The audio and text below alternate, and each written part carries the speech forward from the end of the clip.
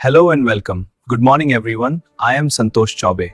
Today, we shall discuss a life cycle of stars and their classification.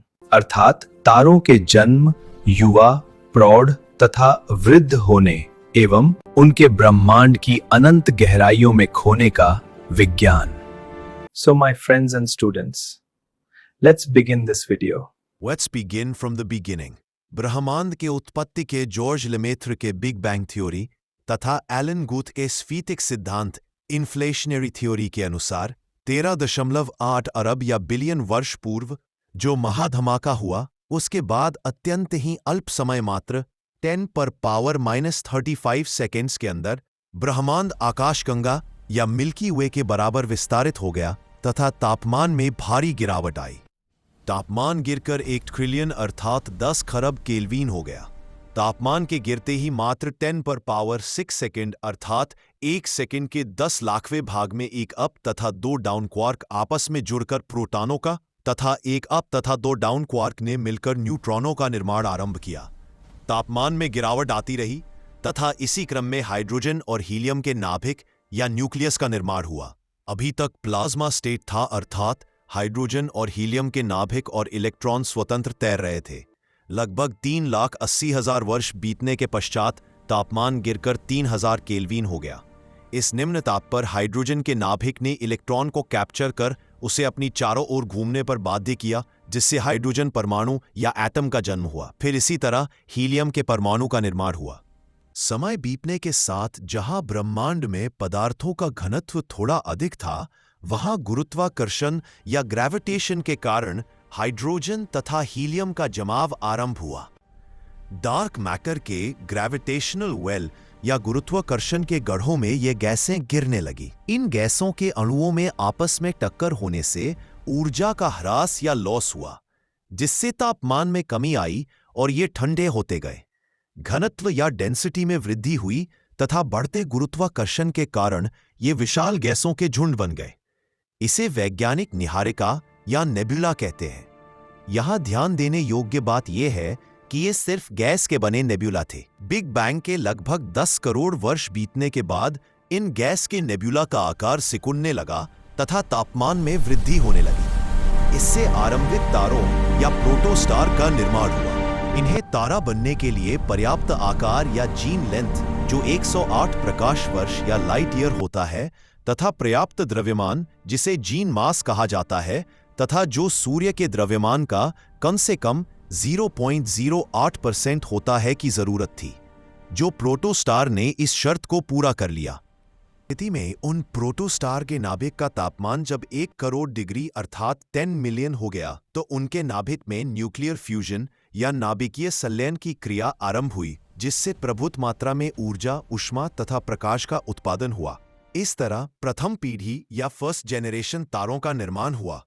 ये तारे धातुओं से पूरी तरह मुक्त थे, जिन्हें वैज्ञानिक पॉपुलेशन थर्ड प्रकार के तारे कहते हैं. जो प्रोटोस्टार इस शर्त को पूरा नहीं कर पाया अर्थात तारा नहीं बन पाया, उसे ब्राउन ड्वार्फ स्टार कहा जाता है, जिसमें इंफ्रारेड के रूप में ताप तो होता है लेकिन प्रकाश नहीं होता.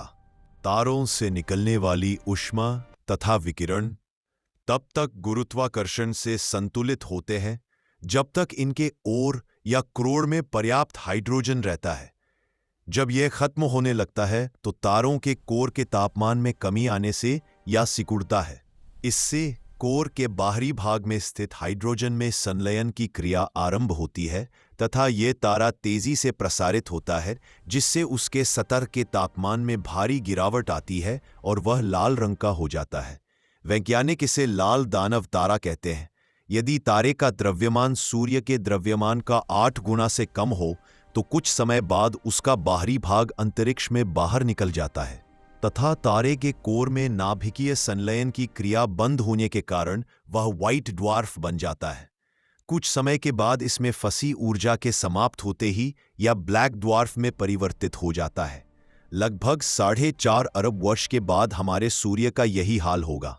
यदि तारे का द्रव्यमान सूर्य से 8 गुना से अधिक या उसके कोर का द्रव्यमान सूर्य के द्रव्यमान का 1.44 गुना या उससे अधिक हो तो उस तारे का बाहरी भाग काफी अधिक विस्तारित हो जाता है।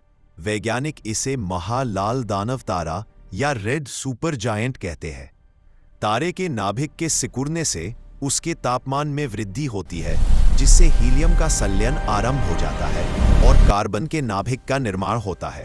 तापमान में और वृद्धि होती है, जिससे आगे ऑक्सीजन, फिर नियॉन, फिर सिलिकॉन और अंततः लोहा बन जाता है। लोहा के बनते ही उसके कोर में संलयन की क्रिया रुक जाती है, जिससे सेकंड्स में उसका कोर केंद्र में कोलैप्स या ध्वस्त हो जाता है। फिर कोर रिबाउंड करता है, अर्थात ऊपर की ओर उछाल मारता है, जिससे बाहरी भाग एक विस्फोट के साथ अत्यधिक प्रकाश के साथ बाहर उड़ जाता है, जिसे वैज्ञानिक सुपरनोवा एक्सप्लोजन कहते हैं। इस विस्फोट से सोना, यूरेनियम जैसे मूल्यवान धातु तथा धूलकण ब्रह्मांड में बिखर जाते हैं। यदि तारे के कोर का द्रव्यमान सूर्य के द्रव्यमान का 1.44 गुना से 3 गुना तक हो, तो उसके इलेक्ट्रॉन्स कोर में गिर जाते हैं, जिससे कोर में उपस्थित प्रोटॉन से मिलकर न्यूट्रॉन बनाते हैं। ऐसे मृत्य तारों को न्यूट्रॉन स्टार कहा जाता है। जब न्यूट्रॉन तारों में न्यूट्रॉन के बीच प्रतिकर्षण या रिपल्शन बल के कारण बाहर की ओर लगने वाला दाब गुरुत्वाकर्षण को संतुलित करता है, वो न्यूट्रॉन स्टार रहता है। न्यूट्रॉन्स के बीच प्रतिकर्षण का कारण दो परमाणविक कणों का एक ही क्वांटम स्टेट में रहना संभव नहीं।